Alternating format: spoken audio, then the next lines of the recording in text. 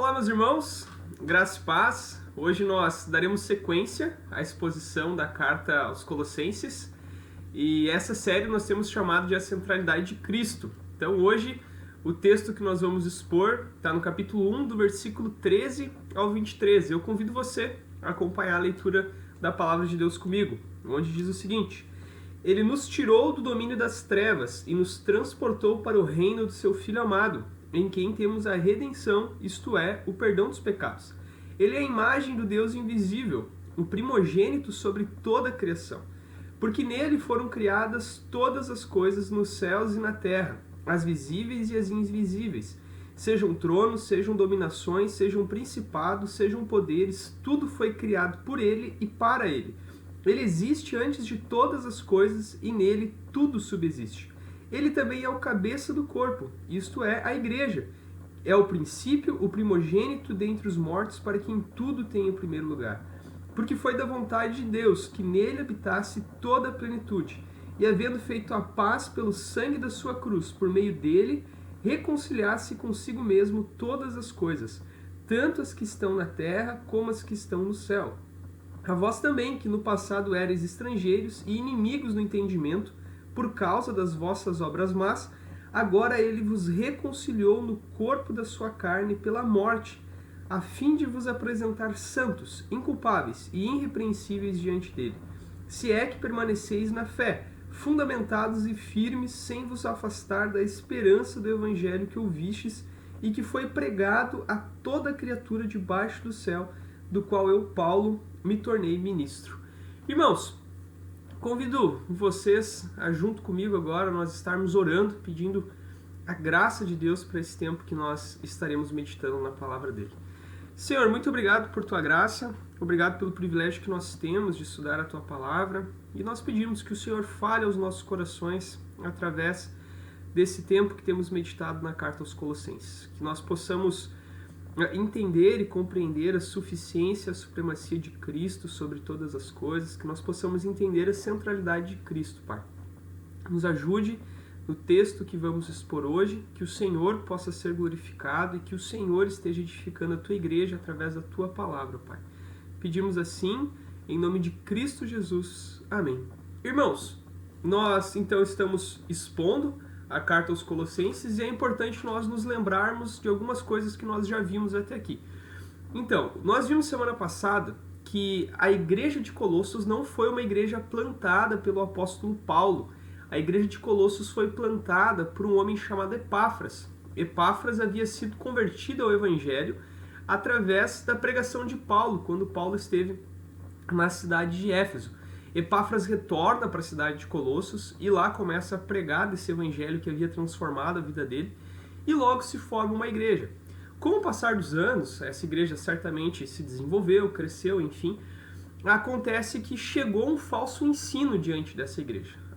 E esse falso ensino, como nós vimos, ficou conhecido na história como a heresia de Colossos, porque ela tinha vários elementos, e também, como nós falamos, então essa heresia era uma salada de frutas. Por que uma salada de frutas? Porque misturava vários elementos, várias crenças, várias ideias e correntes de pensamento. Tinha lá um pouco de cristianismo, tinha de judaísmo, tinha do misticismo, tinha um pouco de ascetismo, enfim, tinha um monte de ismos dentro dessa heresia de Colossos, e por isso uma salada de frutas. Ao longo das exposições, nós vamos entrar em detalhes dessas correntes e como Paulo lida com elas. Mas o que nós precisamos ter em mente aqui é que esse falso ensino estava atraindo alguns crentes da igreja de Colossos, e Epáfras então fica preocupado em como lidar com isso. Então o que ele faz? Ele resolve buscar a ajuda do seu mestre, aquele que havia lhe ensinado o evangelho. Então Epáfras vai atrás de Paulo. Paulo não está mais em Éfeso, né? Paulo está nesse momento preso em Roma, como nós podemos ver em Atos 28. Epáfras vai até Paulo e relata para Paulo tudo o que está acontecendo, relata suas preocupações diante desse falso ensino. E a principal questão é que esse falso ensino ele diminuía a pessoa e a obra de Cristo Jesus. Colocava Cristo para escanteio, colocava Cristo de lado, né? Dava importância exagerada a outras coisas, e Cristo não tinha valor dentro dessa heresia. E isso é terrível, porque como nós temos visto, Cristo é o centro, né? Nós queremos a centralidade de Cristo porque de fato ele é o centro de todas as coisas. E esse pensamento que chegava na igreja de Colossos não tinha Cristo como centro de todas as coisas. Então Paulo, em resposta aos questionamentos de Epáfras, escreve a carta aos Colossenses. E nessa carta, então, Paulo vai mostrar a suficiência e a supremacia de Cristo sobre todas as coisas. Paulo vai mostrar que Cristo é superior e que Cristo ocupa o centro de todas as coisas. Ele vai resgatar esse conhecimento na igreja de Colossos. Paulo, ele escreve essa carta de maneira típica. Ele começa com uma saudação, depois ele vai para uma ação de graças, como nós vimos semana passada. Nessa ação de graças, que está do versículo 3 até o 8, Paulo agradece a Deus por 3 virtudes que estava presente na igreja de Colossos. Ele agradece a Deus pela fé, pelo amor e pela esperança, que são virtudes de uma igreja verdadeira e que estavam presentes na igreja de Colossos. Isso Paulo havia ouvido falar através de Epáfras. Então Paulo agradece a Deus por essas virtudes presentes na igreja. E depois, então, Paulo faz uma oração antes de entrar no conteúdo da sua carta. Na sua oração, que começa no versículo 9 do capítulo 1, nós vimos que Paulo ora para que os irmãos em Colossos sejam cheios do pleno conhecimento da vontade de Deus. E que eles, a partir desse conhecimento, deveriam viver de maneira digna do Senhor, agradando Ele em tudo. Paulo começa já na sua oração a desconstruir o pensamento desses falsos mestres. Paulo não ataca diretamente eles, Paulo ora, e na sua oração ele ora pedindo que eles sejam cheios do pleno conhecimento. Isso por quê? Porque dentro dessa salada de frutas que era essa heresia, eles acreditavam na existência de um conhecimento secreto, revelado somente a algumas pessoas. Deus havia dado essa capacidade para alguns irmãos lá, e eles pregavam isso, que através de vários ritos esse conhecimento era possível, e essa era uma nova revelação, além do que os apóstolos já haviam ensinado para eles, algo que ia além, algo novo, né? Um conhecimento secreto.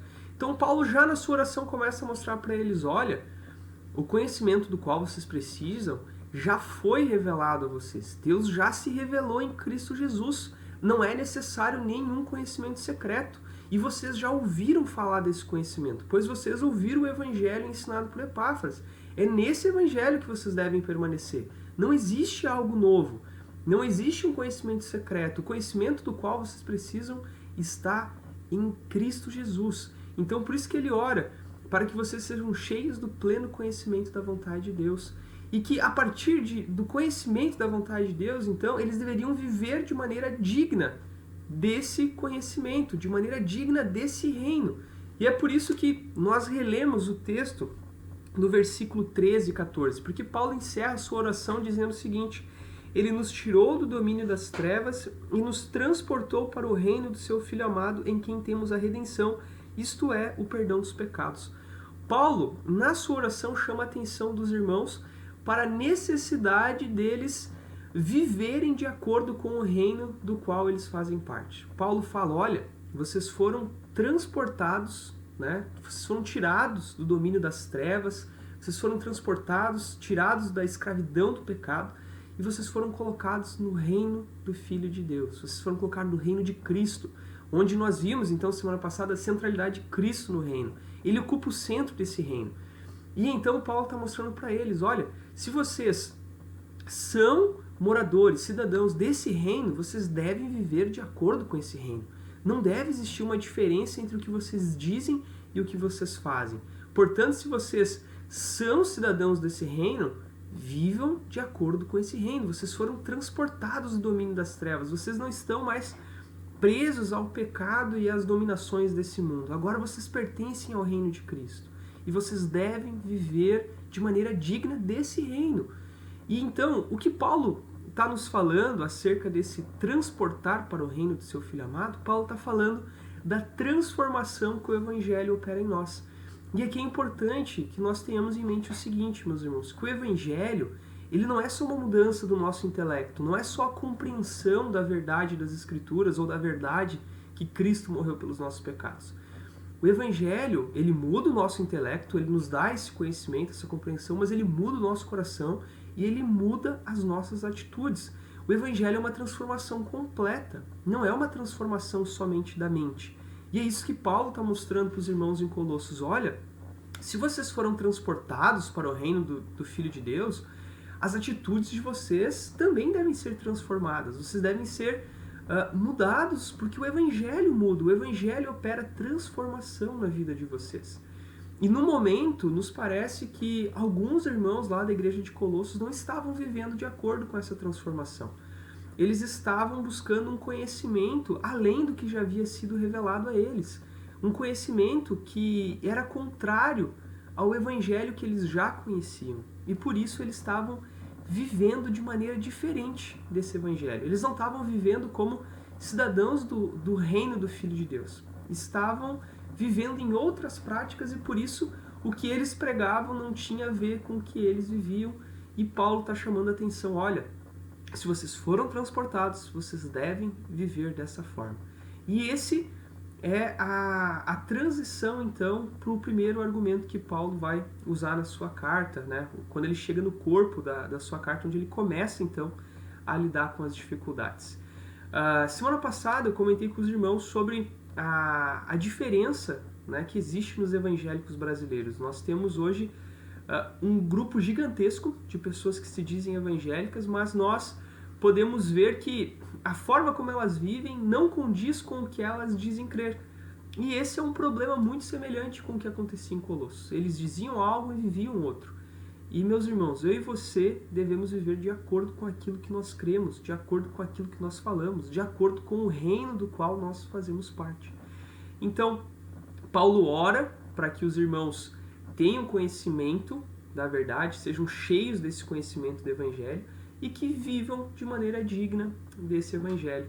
Paulo aqui nos aponta até mesmo um caminho para a resolução de nossos problemas e de nossas atitudes. Perceba que Paulo, antes de sair atacando ou mostrando os erros dessa heresia, Paulo começa orando para que eles tenham pleno conhecimento da verdade. Paulo vai apresentar esse conhecimento da verdade e, portanto, esse conhecimento da verdade deve transformar a vida dos irmãos em Colossos. O que isso tem a ver comigo e com você? Meus irmãos, eu e você precisamos orar, precisamos conhecer a vontade de Deus e, portanto, isso deve mudar a nossa vida, deve transformar as nossas práticas, as nossas atitudes. Paulo aponta esse caminho. E como eu disse, antes dele sair, então, desconstruindo o pensamento, apontando os erros, Paulo vai fazer o seguinte: Paulo vai fazer uma apresentação da pessoa e da obra de Cristo Jesus, que é o nosso texto-alvo.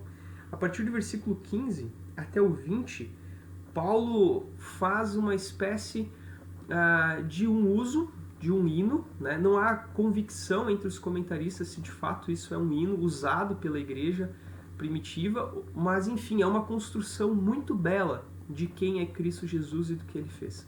Você só vai encontrar isso no livro de Colossenses. Então, o que Paulo está fazendo aqui? Ele está mostrando para os irmãos a suficiência e a supremacia de Cristo sobre todas as coisas.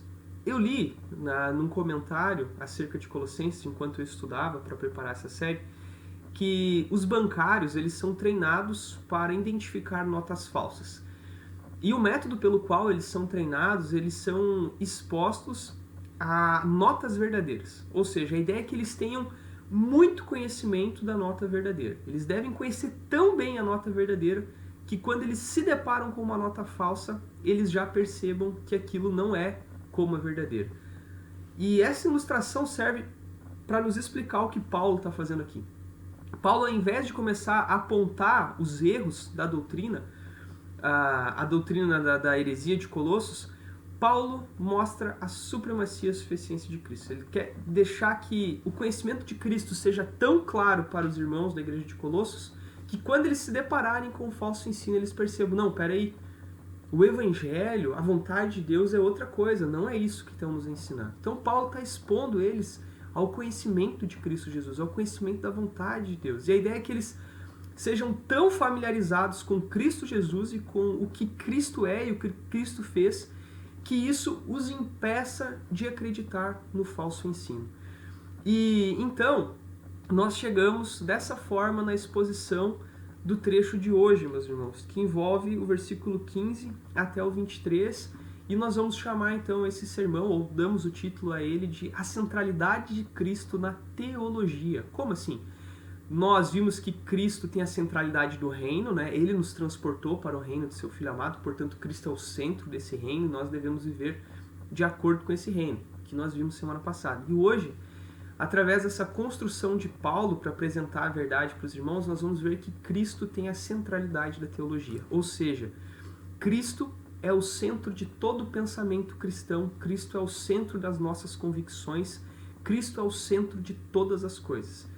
E no texto aqui nós vamos perceber esses detalhes. Como eu disse, Paulo aqui faz uso do que possivelmente é um hino da igreja primitiva, um hino que era cantado, não há consenso entre os comentaristas se de fato é um hino, mas de fato é uma construção incrível acerca de Cristo Jesus. Paulo vai usar expressões e termos aqui para a pessoa de Cristo Jesus que não estão presentes em outros textos do Novo Testamento. Nós vamos dividir então em 3 partes esse texto.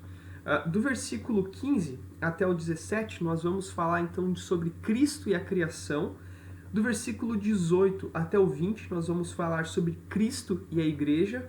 E do versículo 21 ao 23, nós vamos falar sobre Cristo e os Colossenses. Então, Paulo começa esse texto dizendo o seguinte, versículo 15.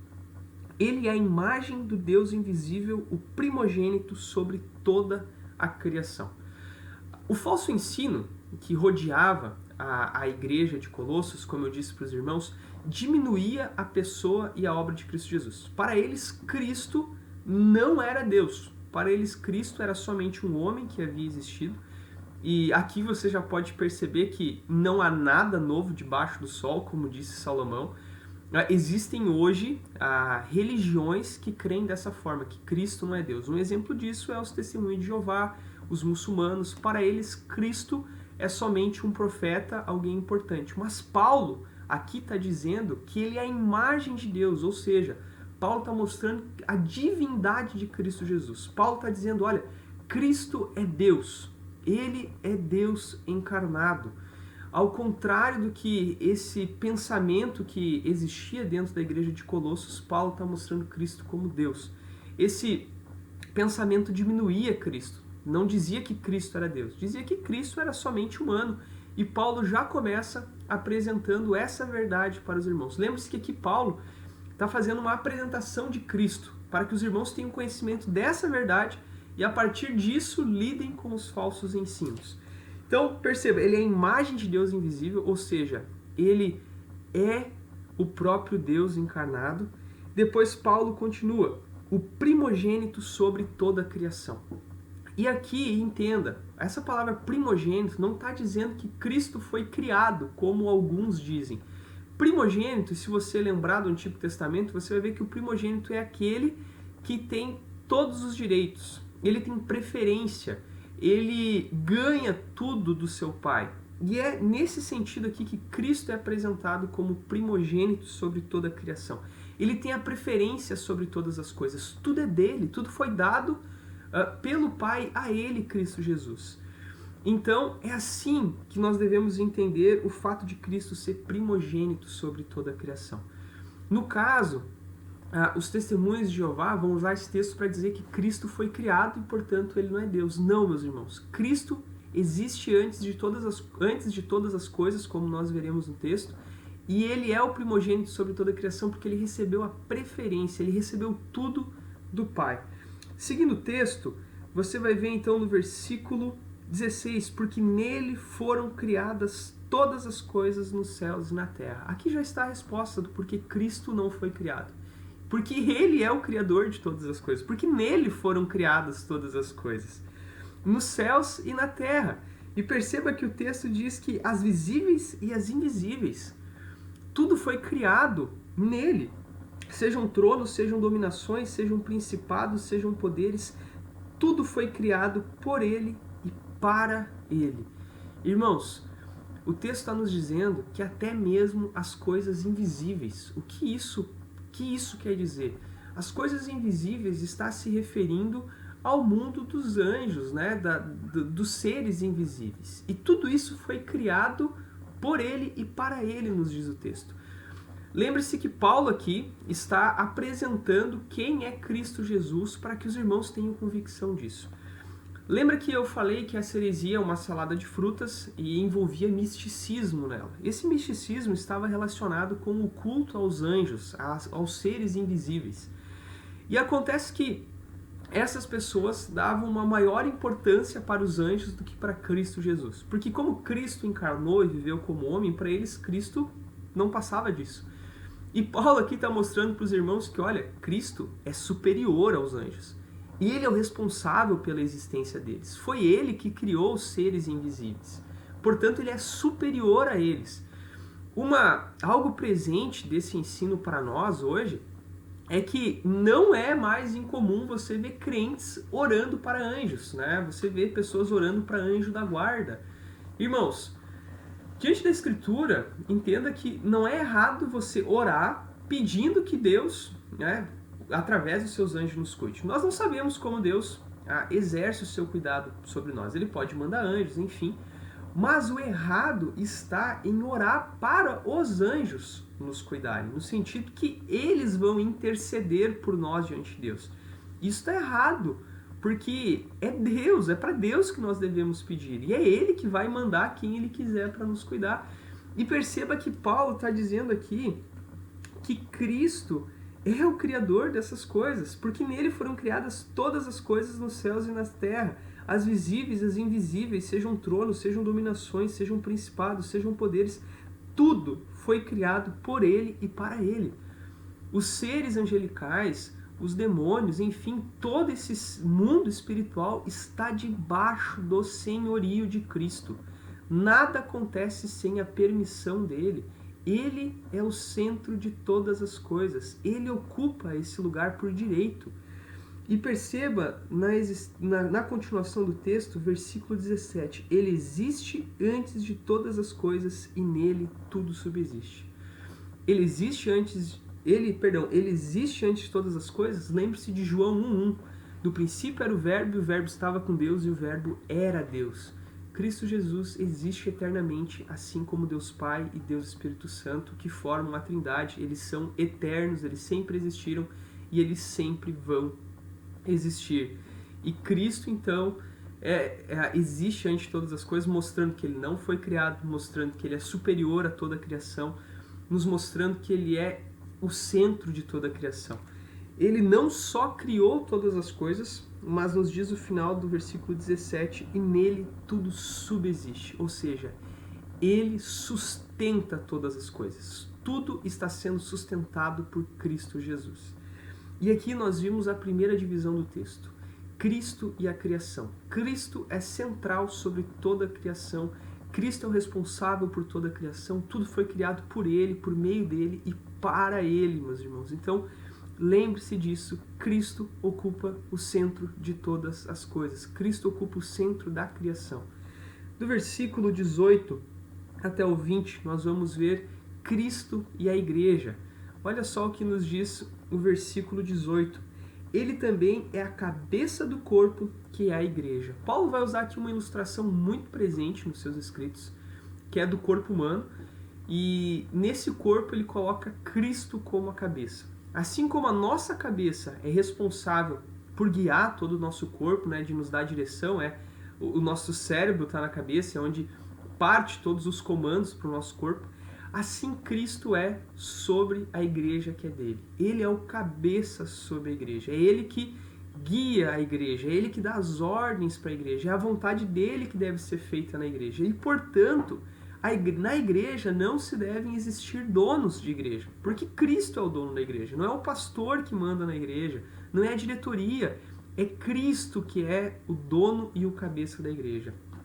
Todos esses cargos e funções que nós temos presentes em nossas igrejas, eles devem estar submetidos ao cabeça que é Cristo Jesus, porque ele é o dono e o cabeça da igreja, é ele quem dá a direção e guia o seu corpo, que é a igreja. Depois, seguindo o texto, nos diz, é o princípio, o primogênito dentre os mortos, para que em tudo tenha o primeiro lugar. Paulo diz que ele é o cabeça do corpo, que é a igreja, depois ele diz que ele é o princípio, o primogênito sobre a morte, para que em tudo tenha o primeiro lugar. O que Paulo está querendo dizer com isso? Irmãos, aqui está nos falando acerca da morte e ressurreição de Cristo Jesus, que ele é o princípio sobre essas coisas. Ele foi o primeiro a morrer e a ressuscitar. Daí talvez você pense, não, peraí, pastor, mais pessoas já ressuscitaram. Nós temos o caso de Jairo, nós temos no Antigo Testamento homens que ressuscitaram. Sim, esses homens que ressuscitaram, até mesmo por milagres, eles voltaram a morrer. Jairo, que Cristo ressuscitou, morre depois, com o decorrer da vida novamente. Mas Cristo é o princípio no sentido que ele morreu e ressuscitou e não morreu mais. Cristo se tornou imortal, ele se tornou novamente eterno, no sentido, Cristo era eterno e ele habitou entre nós, mas ele morreu fisicamente e ressuscitou, então ele é o princípio dentre os mortos, no sentido que ele é o primeiro a receber o corpo ressurreto, o corpo glorificado, o corpo que um dia eu e você iremos receber quando Cristo Jesus voltar. Mas até lá, Cristo é o primeiro que recebeu esse corpo glorificado e por isso ele é o princípio, o primogênito dentre os mortos. E para que ele tenha o primeiro lugar em todas as coisas, e um dia eu e você iremos receber um novo corpo. Seguindo o texto, versículo 19. Porque foi da vontade de Deus que nele habitasse toda a plenitude. Foi da vontade de Deus que em Cristo Jesus habitasse toda a plenitude e toda a fonte de conhecimento. Lembre-se que esses falsos mestres da igreja de Colossos, eles buscavam um conhecimento superior a Cristo Jesus, buscavam um conhecimento secreto, algo que não havia sido ensinado pelos apóstolos. Mas aqui Paulo se refere a Cristo dizendo que foi da vontade de Deus que nele habitasse a plenitude. Foi da vontade de Deus que nele habitasse a plenitude, ou seja, todo conhecimento, tudo está em Cristo Jesus. E Paulo está mostrando isso para os irmãos, falando, olha, tudo que vocês precisam, toda a busca por conhecimento, a plenitude está no meu Filho Jesus. E não foi só da vontade de Deus que em Cristo habitasse a plenitude, mas, versículo 20, e havendo feito a paz pelo sangue da sua cruz, por meio dele reconciliasse consigo mesmo todas as coisas, tanto as que estão na terra como as que estão no céu. Foi da vontade de Deus que habitasse a plenitude de Cristo e que, através do sangue de Cristo, através da cruz de Cristo, houvesse a paz entre Deus e os homens. Cristo é o responsável pela nossa reconciliação com Deus. Cristo morre para nos reconciliar com Deus. Ele é o objeto da reconciliação. É Ele que morreu para que eu e você tivéssemos paz com Deus. E a morte de Cristo também reconciliou não somente nós com Deus, mas reconciliou todas as coisas, tanto as que estão na terra como as que estão no céu. Deus criou todas as coisas perfeitas. Porém, o pecado passou a existir. E o pecado de Adão afeta toda a criação, afeta todas as coisas. Hoje eu e você vivemos num mundo caído, num mundo afetado pelas mazelas do pecado. Porém, quando Cristo morre na cruz, ele reconcilia todas as coisas. Cristo trouxe reconciliação entre a criação e Deus com a sua morte. Tanto os que estão no céu como os que estão na terra, tudo se submete a ele. Os seres invisíveis, tudo está submetido ao senhorio de Cristo, porque ele morreu e venceu a morte. E essa, portanto, então, é a relação de Cristo com a igreja. Nós vemos a centralidade de Cristo sobre a criação, a centralidade de Cristo sobre a igreja.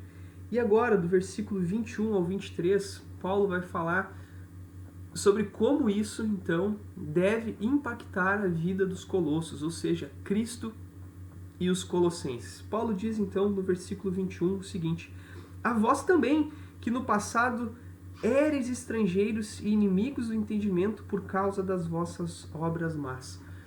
Olha só que interessante. Lembre-se do versículo 13. Ele nos tirou do domínio das trevas. O que é esse domínio das trevas? É o versículo 21. Vocês que no passado eres estrangeiros, inimigos do entendimento por causa das vossas obras más. Eles estavam sobre o domínio das trevas. É aqui que Paulo está dizendo, olha, vocês, Colossenses, vocês estavam no domínio das trevas, vocês eram inimigos do entendimento por causa das vossas obras más. Agora ele vos reconciliou, agora ele vos transportou para o reino do seu Filho amado, no corpo da sua carne pela morte, a fim de vos apresentar santos, inculpáveis e irrepreensíveis diante dele. Paulo está dizendo, olha, vocês foram transportados, vocês foram reconciliados no corpo da sua carne pela morte. Ou seja, através da morte de Cristo Jesus na cruz, vocês foram reconciliados. Vocês foram transportados, vocês foram transformados. E Paulo faz questão de mostrar aqui a morte física de Cristo Jesus. Por quê? Porque essa heresia, que é complexa, essa salada de frutas, ela não concordava com a existência da matéria de Cristo, no sentido assim que a carne e tal era má, e por isso eles tinham um foco no espiritual. E Paulo está dizendo, não, Cristo morreu na carne, ele morreu de fato. E ele fez isso porque ele era Deus e homem ao mesmo tempo. Ele era 100% Deus e 100% homem. E então, Paulo segue. E qual o propósito então de Cristo ter nos reconciliado, ter nos transportado para o seu reino? Final do versículo 22, para vos apresentar santos, inculpáveis e irrepreensíveis diante dele. Há um propósito em Cristo ter nos reconciliado, há um propósito em Deus ter nos transportado para o reino de seu Filho amado. O propósito é de nos apresentar santos, inculpáveis e irrepreensíveis diante dele. Paulo então está mostrando para a igreja, olha, a obra de Cristo realizada na cruz para reconciliar vocês, que transportou vocês para o reino dele, deve ter um propósito de transformar vocês, de apresentar vocês santos, inculpáveis e irrepreensíveis. Versículo 23, Paulo nos diz o seguinte, se é que permaneceis na fé, fundamentados e firmes, sem vos afastar da esperança do evangelho que ouvistes e que foi pregado a toda criatura debaixo do céu, do qual eu, Paulo, me tornei ministro. Paulo diz, então, para nós, no versículo 23, ele faz uma advertência aos irmãos, dizendo, olha,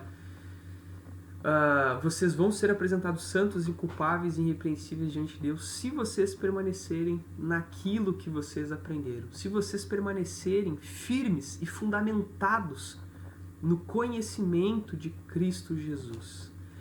E Paulo aqui não está falando de perca de salvação no sentido, olha, vocês podem perder isso. Meus irmãos, se você foi transportado para o reino de Deus, para o reino do seu Filho amado, você não irá se separar de Deus. Romanos 8 fala sobre isso. Nada pode nos separar do amor de Deus. Então, você irá permanecer. E você vai viver de maneira santa, inculpável e irrepreensível. Aqueles que se perderem ao longo do caminho vão nos mostrar que eles nunca haviam sido transportados. Então, Paulo aqui está chamando a atenção para os irmãos para a importância deles buscarem a santificação e buscarem a mudança de vida. Porque isso é uma resposta à salvação que nós já temos. Como eu disse, o Evangelho muda o nosso intelecto, muda o nosso coração e muda as nossas atitudes. Nós vivemos de maneira diferente por conta do Evangelho que operou em nós. E isso é a prova de que nós pertencemos a um reino de Cristo Jesus, o reino onde Cristo é o centro. E dessa forma, então, Paulo encerra essa primeira parte dizendo que esse evangelho que eles já haviam ouvido e por isso eles precisavam permanecer firmes nesse evangelho e não nos falsos ensinos, havia sido pregado a toda criatura debaixo do céu e desse evangelho Paulo havia se tornado ministro. Irmãos, aqui então nós chegamos no fim dessa segunda exposição onde nós vimos a centralidade de Cristo na teologia. O que eu quero dizer com isso?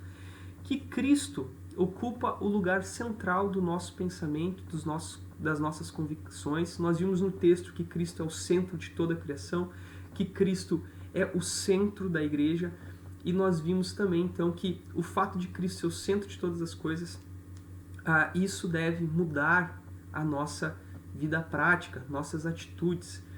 E as nossas atitudes, elas mudam a partir do nosso conhecimento. Tudo começa com o conhecimento correto, e depois do conhecimento correto vem as atitudes corretas. Obviamente que você pode ter o conhecimento correto e não ter a atitude correta. E isso é hipocrisia, isso é um problema, e é isso que Paulo está combatendo com os irmãos em Colossenses. E é isso que você precisa ter em mente. A minha maneira de viver condiz com aquilo com que eu creio, condiz com o reino do qual eu faço parte. E então, caminhando para as aplicações, eu separei 4 aplicações e, na verdade, são 4 perguntas que eu quero fazer para vocês. A primeira delas é: você foi transportado para o reino de Cristo Jesus? Você já parou para pensar se você é realmente um cidadão do reino de Cristo Jesus? Será que a obra de Cristo Jesus, a obra de redenção, que é o perdão dos pecados, a obra de reconciliação, que é a paz com Deus, essa obra de Cristo que nos transporta para o seu reino, já operou em você? Você é cidadão do reino de Cristo Jesus? Se a resposta para essa pergunta for não, o que eu tenho para te dizer é: arrependa-se e creia em Cristo Jesus. Arrependa-se dos seus pecados e volte-se para Cristo Jesus. Que Deus, em Cristo Jesus, irá lhe transportar para o reino do seu Filho amado. E lembre-se que essa mudança não é só intelectual, mas é do nosso coração e das nossas atitudes. O Evangelho tem poder para transformar a sua vida. E a mensagem do Evangelho é essa: que Cristo morreu para nos perdoar. Cristo morreu para nos redimir, para nos reconciliar e, portanto, nos transportar para o reino do seu Filho amado. Então, para o seu reino. Então, se você ainda não foi transportado para o reino de Cristo, não perca tempo. Volte-se para Cristo Jesus. Busque Ele. Arrependa dos seus pecados e volte-se para Cristo Jesus. Essa é a primeira aplicação. A segunda aplicação é uma outra pergunta, e eu pergunto o seguinte para você: você tem vivido como alguém que foi transportado para o reino de Cristo? Você tem vivido de acordo com a vontade de Cristo Jesus, no reino no qual Ele é o centro?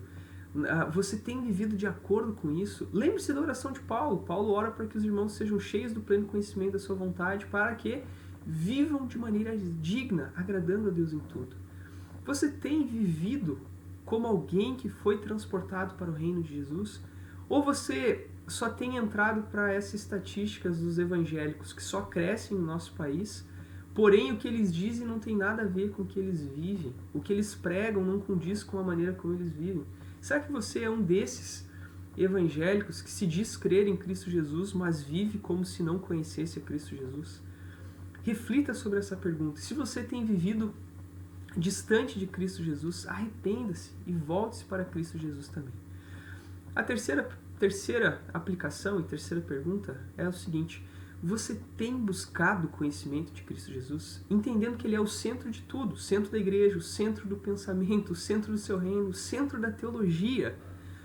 Como você vai encarar sua vida daqui para frente? Será igual? O objetivo dessa série é resgatar esse conceito que Cristo ocupa o lugar central, que Cristo deve ocupar a primazia de todas as coisas. Lembre-se do título da série: Centralidade de Cristo. Ou seja, Cristo ocupa o centro de todas as coisas. E como isso impacta a maneira como você vive? Como essa verdade incentiva o teu coração a buscar mais a Cristo e viver de maneira diferente? Você tem buscado esse conhecimento? Você tem buscado se relacionar com Cristo Jesus? Ou Cristo para você é algo que você só vê no culto de domingo à noite? É algo que você só escuta num áudio de manhã de devocional? Ou Cristo é algo que faz parte da tua vida, é algo que faz parte da tua rotina, faz parte dos teus pensamentos, faz parte do teu casamento, do teu trabalho, da tua faculdade, da tua escola? Como o conhecimento de Cristo Jesus tem impactado a tua vida? E em quarto lugar, uma quarta aplicação, eu falei no início desse sermão que Paulo nos apresenta um caminho, que começa com oração, e depois que envolve a busca pelo conhecimento da vontade de Deus, e portanto isso gera a mudança de nossas atitudes. E a pergunta diante disso é: como você encara isso?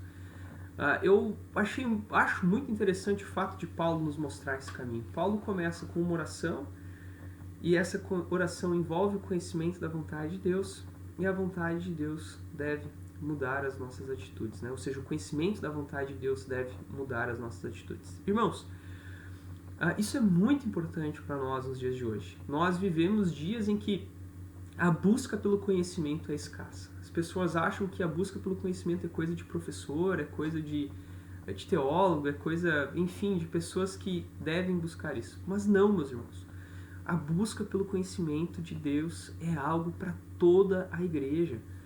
É algo para todo discípulo de Cristo Jesus. Nós devemos buscar a vontade de Deus nas Escrituras, nesse livro aqui. E é nele que você vai conhecer a vontade de Deus. Então, a minha sugestão e a minha indicação para você é que você faça o caminho de Paulo. Que você primeiro ore pedindo que Deus lhe ajude a buscar a vontade dele nas Escrituras, né? A vontade de Deus para nós está revelada nesse livro. Que você busque a vontade de Deus revelada nas Escrituras e que esse conhecimento da verdade transforme a sua vida. Lembre-se da ilustração dos bancários. Eles conhecem tão bem a nota verdadeira que quando se deparam com uma falsa, eles sabem que ela é falsa. O que isso significa para nós? Que nós devemos conhecer tão bem a Escritura, tão bem a Palavra de Deus, que quando nós nos depararmos com o falso ensino, nós vamos saber na hora que aquilo não condiz com o Evangelho que foi ensinado nas Escrituras. Então, busque o conhecimento de Deus através da oração, através da leitura da palavra, e que isso implique em sabedoria para você lidar com o falso ensino e que isso mude a tua forma de viver. Lembre-se do que Tiago diz no capítulo 1, né? Que nós não venhamos a ser ouvintes negligentes da palavra de Deus, mas praticantes zelosos, que você possa viver de acordo com aquilo que você crê. Essas são as aplicações acerca do texto que nós estudamos. Eu oro pedindo que Deus fale o seu coração através dessas verdades. Vamos orar? Baixe sua cabeça e busque a Deus comigo em oração, pedindo que Ele tenha misericórdia e nos capacite a viver essas verdades. Senhor, muito obrigado por Tua graça, muito obrigado pela Tua palavra, que é a forma como a qual o Senhor se revela a nós. Obrigado por essa série de estudos na Carta aos Colossenses. Obrigado porque o Senhor se revela a nós através de Cristo Jesus. E nós oramos agora pedindo que o conhecimento da Tua palavra, o conhecimento de Cristo, da centralidade de Cristo, Pai, mude a nossa forma de viver. Que nós possamos viver de acordo com aqueles que foram transportados para o Teu reino. Que possamos viver com bom testemunho, possamos viver de maneira digna, agradando ao Senhor em tudo. Que o Senhor molde o nosso coração, ó Deus, para que vivamos dessa forma, Pai. Que Cristo ocupe o centro de nossas vidas, ocupe o centro dos nossos pensamentos, o centro de nossas ações, ó Pai. Nos ajude, através do conhecimento da Escritura e da Tua palavra, a vivermos de maneira que o Senhor seja glorificado, Pai. É em nome de Cristo que nós oramos pedindo assim as Tuas bênçãos sobre a vida da Tua igreja, pedindo a Tua misericórdia sobre a nossa vida nesse tempo de coronavírus, e que o Senhor nos ajude a crescer no conhecimento do Senhor. E é em nome de Cristo Jesus que nós oramos. Amém. Irmãos, que Deus abençoe vocês, que vocês possam ter uma excelente semana e, se Deus quiser, em breve nós poderemos estar juntos. Um abraço, Deus abençoe vocês.